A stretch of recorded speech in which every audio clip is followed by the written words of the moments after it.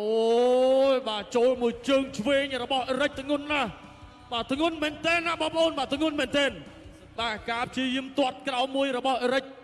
បាទហើយក៏ថែមមួយជើងឆ្វេងទៀតរបស់អេរិចធ្វើឲ្យចេះស្ដាមមិនអាចបន្តការប្រកួតបានទេ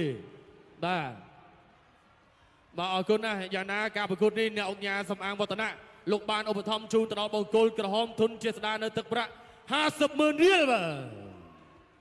បាទសូមសម្លេងលើកទឹកចិត្តដល់ធនជាស្ដារបង្គោលក្រហមមួយបងប្អូនបាទនេះទស្សនារូបភាពបាទទាត់កាប់ស្ដាំពីធនជាស្ដារហើយទាត់ក្រោមមកវិញរបស់អេរិចបាទទាត់ក្រោមហើយកន្លែងនេះ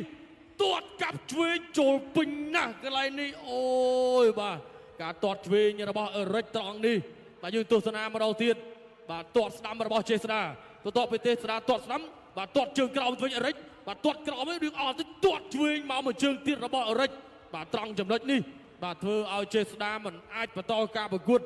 បាទបាត់បង់ម្ចាស់ការបាទនេះទាត់ស្ដាំមុនពីចេស្ដាហើយក៏ទាត់សងស្ដាំវិញអេរិចបាទសល់មកជើងឆ្វេងកន្លែងនេះទាត់ចូលទៅពេញតែម្ដង